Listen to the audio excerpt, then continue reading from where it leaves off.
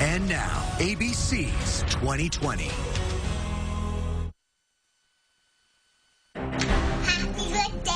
Tonight on 2020, from home movies to a home mystery.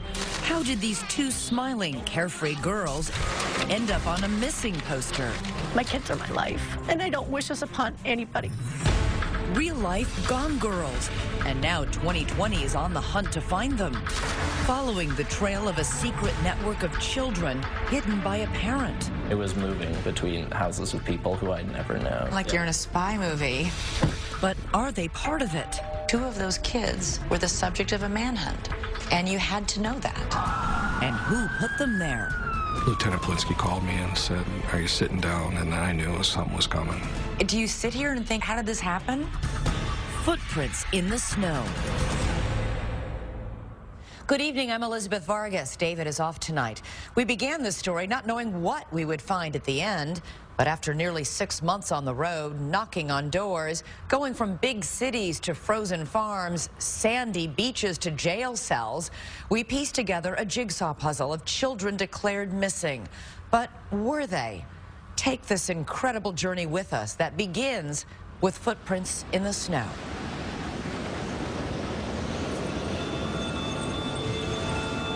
It is 7 p.m. on a 30-degree April evening in the suburbs of Minneapolis. A spring snowstorm has blanketed the roads. And while most families are settling in for dinner, one family is about to fracture forever when two children living at this home vanish. No shoes, no coats, no backpacks, nothing. Poof, they're gone. 13-year-old Gianna and 14-year-old Samantha Ruckey disappear. The only trace? Footprints in the snow. But oddly, there is no manhunt to find the girls, no police press conference. How can two children in the state of Minnesota be gone and no one knows where they are? Their parents are embroiled in an ugly divorce and custody dispute, but they insist they are united in their desperation for the girls. I'm concerned. I am worried. I don't know what to think. You don't sleep. You drive around at night. You're always looking. Where did they go? Who are they with? And why does our journey begin by asking questions to their mother inside the Ramsey County Jail? Did you have anything to do with your two daughters running away? No. Do you sit here and think, how did this happen? Clean record, never had Clean a problem. record, and here you are in jail on $1 million bail? What's going on? I have no idea. This shouldn't be what happens in a divorce. This divorce is more like guerrilla warfare than a legal proceeding. Exhibit A, these 24 boxes, crammed with reams of motions, appeals, and rulings. Divorce on steroids, that would be a good word for this. But for every documented grievance in this harrowing tale, there is documentation, too, of the good times. Look at this, Nick. You got 20 years worth of home movies featuring both the Ruckeys in starring roles as an affectionate, feisty couple. You're figuring it out now? Shut up, it just ran out. And doting, loving parents to their 5 children. Dad, it's my birthday. Nico, Samantha, Gianna, Nia, and Gino. It sounds like a busy home. They are wonderful. It was my dream. I loved being a mom. They make their home in Lakeville, Minnesota, a suburb of Minneapolis. David ran a multi-million-dollar trucking business. Sandra worked as a flight attendant and eventually competed in local beauty pageants, using her nickname Sam. Good evening and welcome. Proudly representing Lakeville, I'm Sam Ruckey. In her spare time, she likes cooking Italian, flying airplanes, and staying fit. But David agrees that family came first for Sandra. There's Mom. Hi, Dad. A loving, energetic mom. There's a bird flying? Yeah. Oh, there it is. She was a great mom. Very attentive to her kids. Hi, Nico. Their oldest son, Nico, loves hockey and theater. He was my first, so of course he was spoiled. Hi, Nico. The 2 oldest daughters, Samantha and Gianna, are close and take care of their younger brother and sister. Samantha, She's beautiful, she's smart, she's outgoing. Gianna's very artistic, loves like animals. But this story is about what Sandra claims is not captured on home video. She says despite those smiling faces, there was a shocking, ugly secret in the family. Years of emotional and physical abuse by David. What would he do? Throw things, hammers at me. If he got mad, there was black eyes, there was broken ribs. We had to lock ourselves in the bedroom because we scared. We just didn't know how his behavior was going to be from one day to the next. During all those years during the marriage, did you ever take any photos, ever seek medical help? We had photos and we had police reports that prove it. And she claims David didn't just target her, but went after the children, too. How often did that happen? Once is more than enough. It happened a lot. After 20 years of marriage, Sandra says she reaches her breaking point and finally files for divorce. She says, frightened for her life, she also gets an order of protection against David. And then she calls police on him at least 20 times, claiming he continuously violates it. He broke into the house, came running up the stairs, jumped onto the bed that I was at, started choking me, and then took a pillow and started suffocating me. The children, now ages 8 to 14, remain in Sandra's custody and refuse to even see David, rebuffing all of his attempts to connect. It's your dad. Call me. I would like you to call me back. Call me. With his children ignoring him, his frustration mounts. He leaves this message after finding out his oldest son, Nico, dropped out of his longtime sport. Do yourself a favor. Get your ass back in hockey. The family court judge, 𝐷𝐸𝐿 appoints an advocate for the children and several therapists trying to facilitate a relationship with their father. But the children say they don't want one. David's oldest son, Nico, takes to Facebook, writing, "My dad is a bad person. He is abusive verbally and physically." Gianna and Samantha make audio recordings to support what their mother says. This is Gianna Rucky's voice. Being in the same house as my dad, things were really bad. He was abusive. He had anger issues. He'd always be screaming and yelling. Her sister Samantha goes even further. He's choked, slapped, and hit her and verbally abused my mother throughout their marriage. And he's lost on us kids a number of times. Sandra says the children even beg the judge directly to remain with their mother. But the judge determines thus far there has been no evidence of abuse. And based on the findings from a psychologist he appointed, that it is Sandra who is the real problem here. That the children are showing signs of parental alienation syndrome. Meaning, the reason the children are adamantly opposed to seeing David is not because he's abused them or their mother, but because Sandra has brainwashed them. I've never done anything but be there for my children. My kids are my life. This is where the judge takes a drastic and, for Sandra, devastating step. He orders Sandra out of the house and all 5 of her children removed from her custody. That's when everything happened. I lost everything. My whole life ended then. I had no money, no car, no children. I had nothing. How is this possible, Sandra? I don't know. All I'm told is it's a judge's order. There was no findings that I ever hurt the children, that I ever abused them, that I ever neglected them, that I ever did anything to them. David's sister Tammy becomes the children's temporary guardian. She moves into the Rucky home to take care of them, but the 2 oldest girls, Samantha and Gianna, are having none of it. They came in, they were looking at the house, and then they went upstairs, and when they went upstairs, I heard her ringtone, a music ringtone. I thought, okay, maybe they have a phone. Tammy goes downstairs to the basement, thinking nothing of that call or who might be on the other end. Just 20 minutes later, the girls are gone. Then I called 911. Next, where did they go? Who was on the phone? Did you think, where might my 2 daughters have gone? Could they have entered a hidden world? A network operating outside the court system? For vigilante parents taking the law into their own hands? And what does their father have to say about all this? Stay with us. Normally, 2 teenage girls vanishing into thin air would be the top story in the local news. But that's not the case here in Minneapolis. There is no Amber Alert, no search parties combing the woods. Sandra, separated from her children by court order, says she finds out her daughters are missing from her attorney. What was your reaction? What any mother's reaction would be. I'm concerned, I am worried, everything was going through my mind.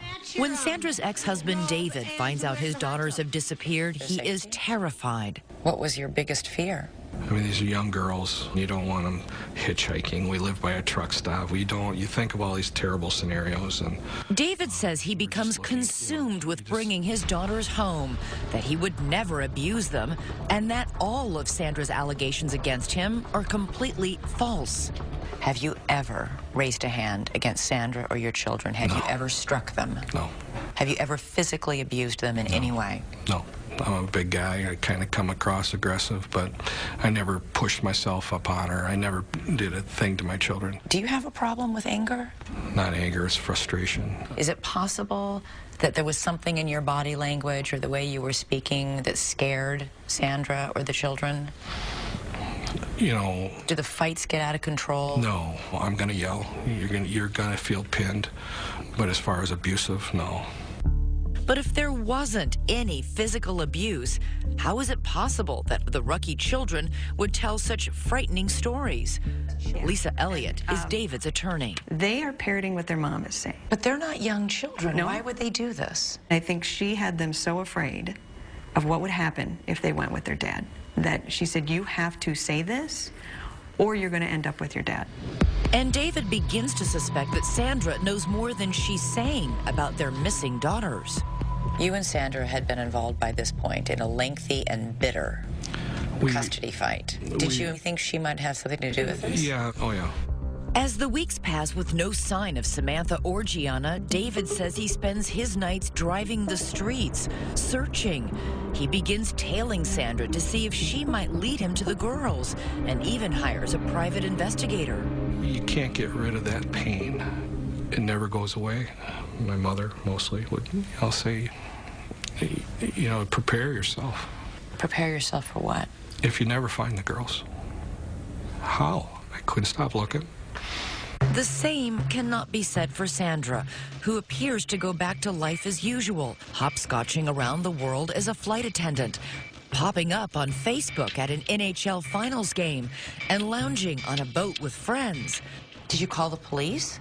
I had an order not to contact the police. You have a right to contact the police if you're a victim of a crime or if you're a court in danger. From Judge 𝐃𝐨𝐬𝐿𝐮 that I am not to contact the police. But this court order directly contradicts that, specifically stating that Sandra should report any information she has about the girls' whereabouts to authorities. So you did nothing when you found out they were missing then? Okay, I guess if you're in that situation where you've been stripped of everything related to your children, you don't know what to do. If one of my children went missing, I'd be out there with a sandwich board saying, find my child. The courts had completely tied my hands. 1 month after the girls' disappearance, there is a bizarre twist in the story. They show up, but in a place no one expects. The Rucky girls say they want to be heard. On local television. They met with us at a hotel. We don't know who brought them here. The local Fox 9 station airs this story. And right there, sitting in front of the reporter, are the two missing Rucky sisters. I'm just really scared it's going to end really badly. And once again, they back up what Sandra has been saying. He was abusive, really. In what way? Emotionally, verbally. I mean, our mom was always our protector, but now there's no one there to protect us. I was glad to see my girls, but, you know, what I was hearing coming out of their mouths was hard.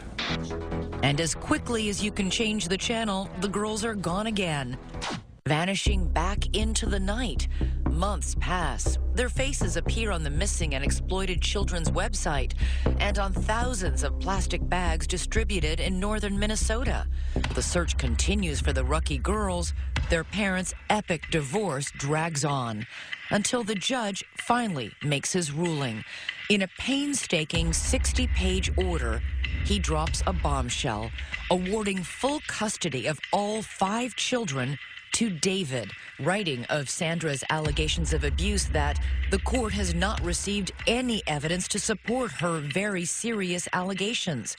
He went on to say Sandra refused to cooperate with any of the professionals appointed in this case.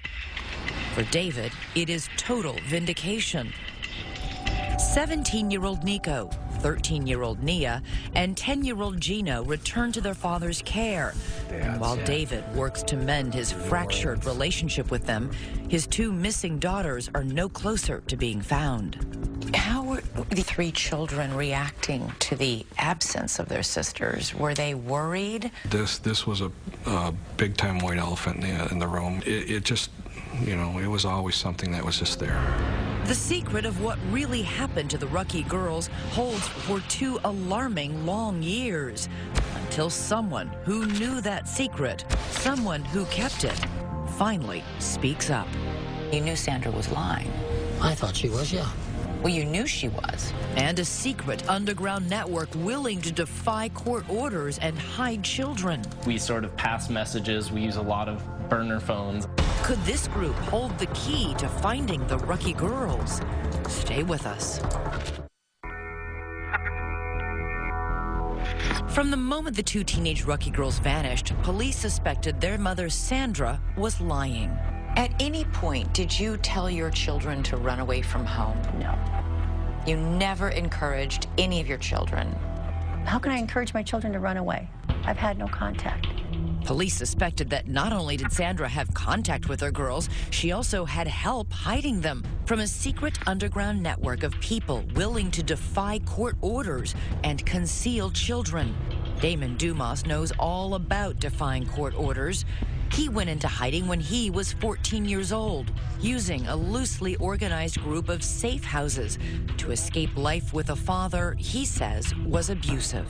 My mom actually made sure that she wouldn't know where I was going. She handed me off to someone she trusted, who handed me off to someone else that she trusted. Who was taking care of you?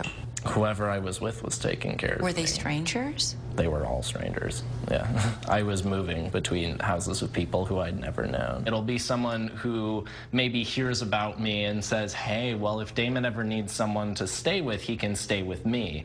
And we sort of pass messages. We use a lot of burner phones. Burner phones? You sound like you're in a spy movie. Well, in a lot of ways, that's what it felt like. So how often do you come out to the beach now? While on the run, Damon says he lived in around 10 different homes, never staying anywhere long. During that time, he made videos and posted them on the internet. And I'm turning 16 tomorrow. But instead of a birthday party with my friends, I'm in hiding. But this life in shadows came at a steep price. Did you go to school? Actually, I did not. And that's something that I sort of regret, because I ended up, when I got out of hiding, I had to go back a year in high school. What did you do with your days? I played video games. Honestly, I had no one to talk to. Were you homesick? Absolutely. Absolutely, every day. Those days turned into months, and instead of getting easier for Damon, life got more difficult. I called my mom and I said, I don't know how much longer I'm going to make it, because I was considering suicide at that point. It had been very long in hiding. In those videos, Damon discussed the abuse he says he suffered. I told police about this.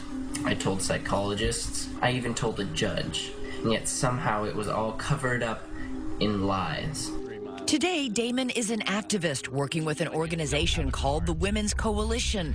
He blames the court for forcing him into his life on the run, even though Damon's father strenuously denies ever abusing his son, and a judge agreed there was no credible evidence to prove it happened. He said that whether or not I was being abused, my mom had to stop talking about abuse, and that Why would a judge do that if he really thought you were being abused? Because what people don't understand is that this is not something that is a one-time case. This is not something that happened to me. This is systemic.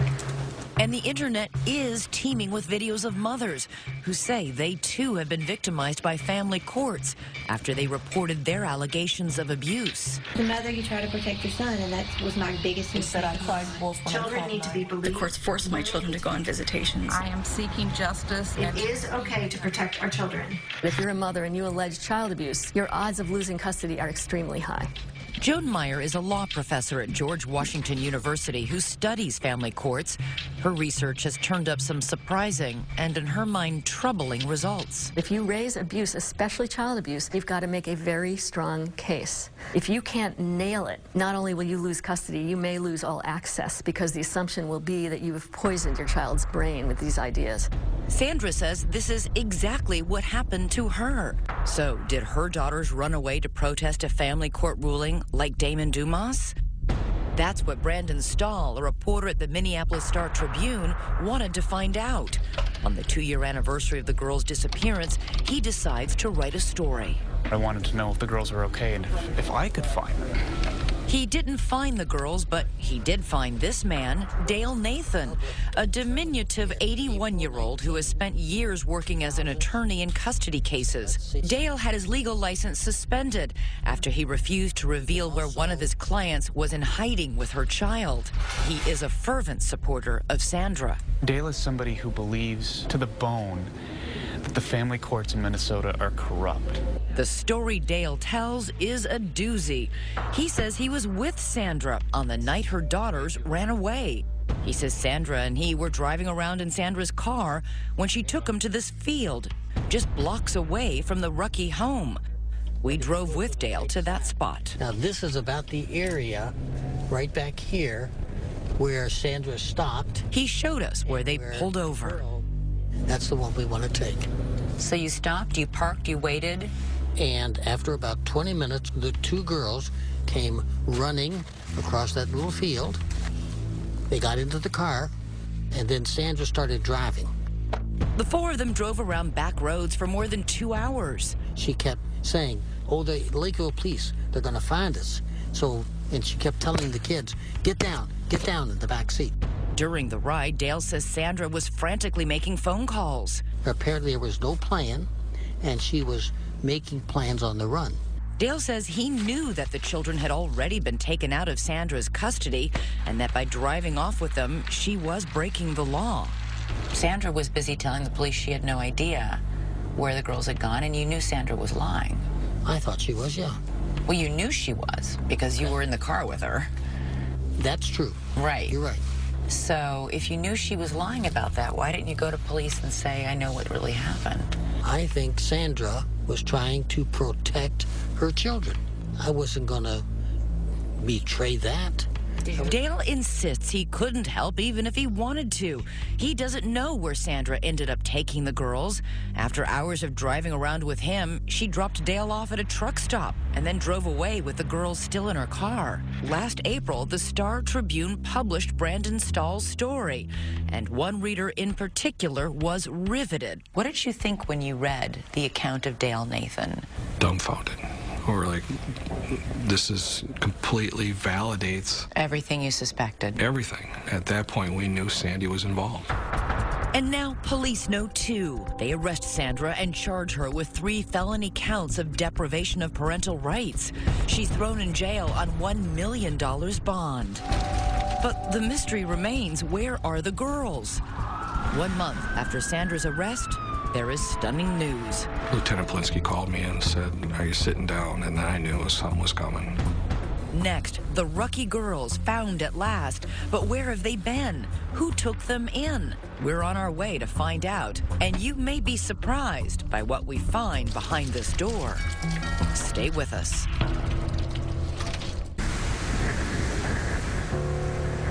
Where can 2 teenage girls hide in plain sight? Deep in the snow-swept fields of Minnesota's North Country, amid miles and miles of desolate, untouched land, this speck of property, a farm called the White Horse Ranch, holds the secret of the missing Rucky daughters. What led police here? The trail begins with one of Sandra's staunchest supporters, 𝐷𝐷 an activist friend, vocal about her belief there is corruption in the family courts. Detectives search her home and find a cell phone photo of one of the girls on a farm. They trace that photo back to the White Horse Ranch. And with that, bingo. Police discovered this is where the girls have been for the entire 2.5 years of their disappearance. We took a trip to find out how they ended up here and how they went under the radar for so long. Behind this door are the people law enforcement believes broke the law by housing the girls. They are an unlikely pair of alleged criminals. Gina and Doug Dolan own the ranch, which offers 90-minute therapy sessions with their animals, 22 horses, 3 donkeys, and 2 alpacas. They help children who've been abused. Our mission is to reach children and families and to bring healing and wholeness through the animals. Hundreds of children have made day trips to the ranch, but Samantha and Gianna Rucky were not their typical guests. We received a phone call From? Dee Ebevold. Dee Ebevold not only knew Sandra, she knew the Dolans and respected their work on the ranch. I knew that these are good, honest, salt-of-the-earth people that really are just about doing the right thing. She just said that they needed a temporary place and that they were working through a court case. So you thought they were coming for 3 days? That's correct. 3 days isn't a big deal. The Dolans say it was Sandra, along with Dee Dee, who dropped the girls off at the ranch one night with no more than the clothes on their back. Then Sandra left and never returned. Days turned into months, and then astonishingly, years. I don't understand how 3 days turns into 2.5 years. I don't know if I can even answer that question. This is where the Dolans' attorney, Travis Kyle, steps in, because the Dolans, along with Dee Ebevold and Sandra, are now facing felony criminal charges for their role in the girls' disappearance. At this point, there's certain information we just can't disclose. But they can say that in that long period of time, the Dolans never saw Sandra again. They spoke to her by phone only a handful of times. And it was always from a track phone, so there was never a way of connecting with her. And then would speak to the girls? No. No. She didn't want to. I mean, she was very concerned about them and tell them that I love them. I almost feel like she knew that they were safe here. Don't you think that's a little weird? Mm-hmm. We run into a lot of weird stuff here. While the Rucky girls are away from everyone and everything they know, communing with the alpacas, 3 hours south, their fathers scoured the earth for any sign of them. Why did you keep them here, despite the fact that you knew a parent was looking? I wouldn't say that we kept them here. We allowed them to stay. They could have left at any time. They didn't want to leave. But didn't you know that people were looking for these children? I can't answer that. Not at this time. Our choices were to put them out on the street or give them a place to live. And we did not want them out on the street. They told you they would continue to run away if forced to return to their father? Did you try and reason with them? They're girls, they're minors. They're not allowed by law to decide where I get to live and what's best for me. Yes, we did. A number of times. And it was a lot of fear. I've never seen anybody that scared before. Did they ever sound coached to you? No. I believed them, 100%. At the ranch, the girls made a new life for themselves with the Dolans. They were homeschooled. Their daily activities included helping with the animals. Everybody has to do chores. Anything from cleaning pens to feeding the animals to brushing them. The nearest town is Herman, population 437. Was it a secret that the girls were here? No. No, it was not. So you didn't, like, say, okay, go hide in the back bedroom when somebody's pulling up? Everybody knew they were here. You made no effort to conceal them? No. No, they had been in public. They'd been out shopping. They were in the hair salon in Elbow Lake. They went to church with us. And they went by their first names, Samantha and Gianna? Yes. The Dolans say they were only helping the girls. They, along with Dee Ebevold and Sandra, have all pleaded not guilty to the charges against them. But what about that so-called underground network that helped children like Damon Dumas flee court orders? Are you part of this underground network? No. No. We were asked the question, and my question back was, what is that? Last November, Doug looks out the window and sees Lakeville police and county deputies sitting out front. Police are simply following the trail from Dee Ebevold's cell phone photo, not realizing the girls are actually there. I walked out and they told me that they were looking for the girls and wanted to know if I knew anything about them or their whereabouts. And I told them, yes, they're in the house. They were quite frankly shocked. The Dollins say the girls were devastated. Is that the last time you saw them? Yes, it was hard. So what would you say to them if they were watching this? We pray for them every day, and we love them. And we want what's best for them, truly. But did they do what was best for them? David Rucky's attorney, Lisa Elliott, says absolutely not. Is it possible they were just good Samaritans trying to help? When the mother drops them off and doesn't come back for them, ever. For 2.5 years? For 2.5 years, I would think most people would at some point say, we need to look into this. So what happens when police take the girls from the farm? How does a broken family get pieced back together? When David finally sees the girls for the first time, it is not the reunion he imagined. Were you nervous? I ran out of the room. I started crying. I didn't recognize them because, you know your children. You remember what they sound like. You remember how they looked. I didn't recognize my daughters. The hard work begins of building trust with two girls who still fear their father. Samantha and Gianna said a lot of devastatingly terrible things about you, publicly. But again, they're in a fragile state. Do they still believe those things? I don't know. We don't get deep into things along that lines. We're moving forward. While the girls may not be recanting their accusations against their father, their big brother is. Coming up, I'm done playing a pawn. Sandra's own son is turning on her. And now that her supporters are revealing her role in the girl's disappearance, what will she say when we confront her? You sat right here and spent half an hour telling me you hadn't seen or spoken to your daughters. If you were lying to me about that, what else might you be lying to me about? Stay with us.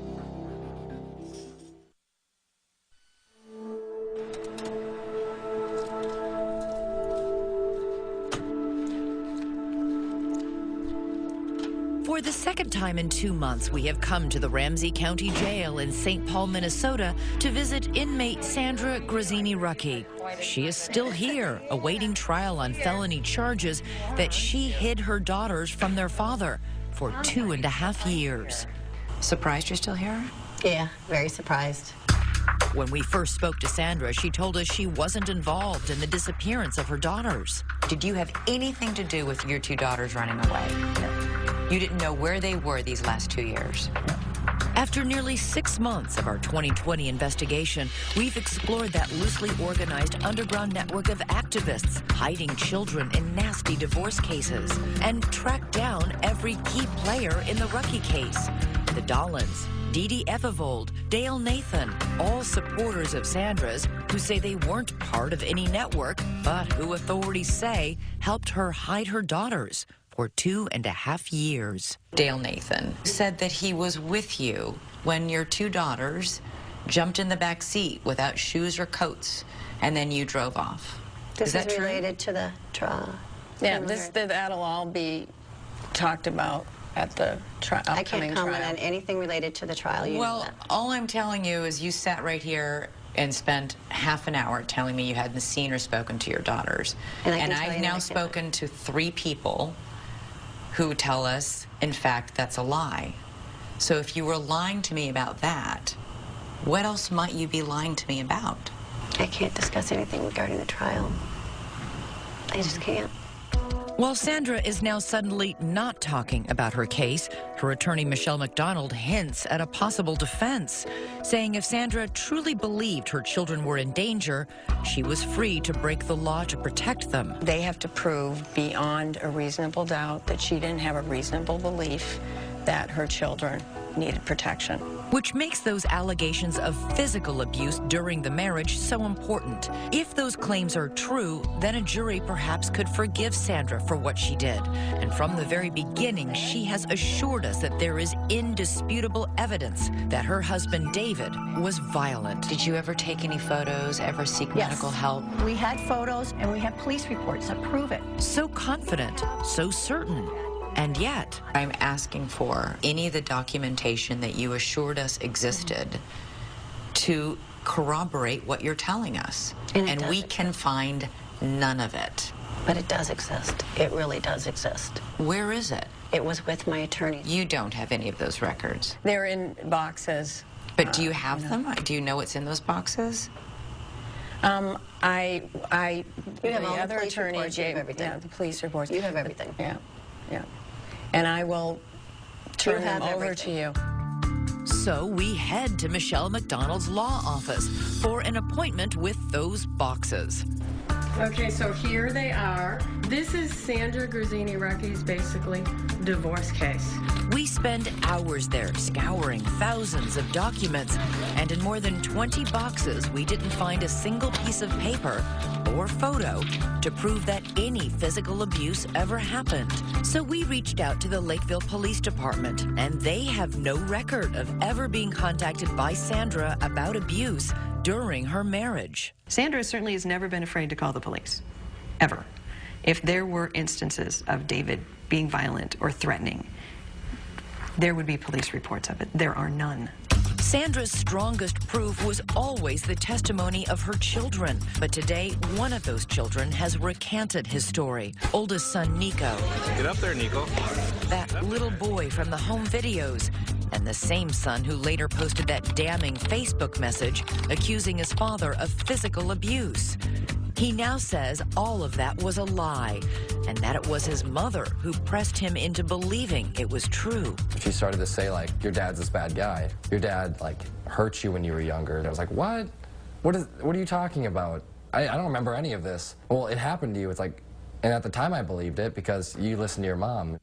He says he was 15 years old, and he couldn't understand why she didn't want him to see his father. I felt really close to my dad, and I was still confused on what was going on. Like, why wasn't I seeing my dad? Nico now says he never saw his father physically abuse his mother or his brother and sisters. As for that Facebook post, Nico says Sandra stood over him while he typed, coaching him on exactly what to say. When I look at my writing then and what I wrote then, that doesn't sound like me, and I feel really bad. He continues to tell us that you brainwashed them into thinking they were abused. And you don't find that questionable? Well, what do you think? You're his mom. I haven't seen Nico for a long time.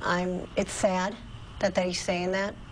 But when my son hadn't been around his father, he has a completely different story than he has now. Did you somehow convince your own kids that their dad was abusing them? No. No. To this day, she says she stands by every decision she has made, every battle line she's drawn, every consequence she and her children have suffered. The two daughters, they spent 2 years working on a horse farm. They didn't go to school. You don't think I think about all these things? I know what these kids have been put through. But it wasn't me who put these through. This was the system that put them kids through this. David and his attorney, Lisa Elliott, say this was never about keeping her children safe. Sandra, they say, wanted revenge. She was out to destroy him for whatever reason, and I don't think she cared what she destroyed in the meantime. Do you think you will ever be reunited with your children? Yes. You do? Yes. Yes. I believe this will be turned around. Perhaps, but it will take more than a court order to do that. It is painfully clear as you watch her son Nico struggle with the simple question, does he still love his mother? I want to say no, but she's my mom. She just doesn't feel like a mom. Nico, wave at Dad. Next, how are the girls adjusting to their new lives in their old home with their father? Stay with us. It is a heartbreaking time capsule of a family that no longer exists. Happy New Year! Happy New Year! Oh my God, I haven't seen them in years. Where'd you find pictures? My babies. Sandra, are you making any comment today? Sandra is now out of jail. She was released in February after 130 days behind bars. I do appreciate the air and the sun. I will say that. But she says there was no cause for celebration. I'm in a prison without the bars, is what I'm in now. Because as part of her release, Sandra is not permitted to have any contact with Samantha and Gianna. She is allowed to see her other children with conditions. As for the girls, David says they are happy to be home and doing well. They rang in the new year and a new life together on their first family vacation in years. David asked us to obscure the children's faces to give them privacy. Samantha and Gianna are back in their high school and are getting good grades. Samantha has her driver's permit, and it might surprise you to hear how David sees his family's future. Will you fight her ability to see the children? This is my children's mother. It's important that they have a mother. Sandra is slated to go on trial this coming July. Let us know what you think about her claims and what the Dollins did at that farm on our Facebook page and Twitter. Use the hashtag ABC2020. Domestic violence is a serious issue, and there are many people, parents and children, who need help. If you know of someone who does, go to our website for a list of resources. And that is our program for tonight. I'm Elizabeth Vargas. For David and all of us here at 2020 and ABC News, have a great weekend.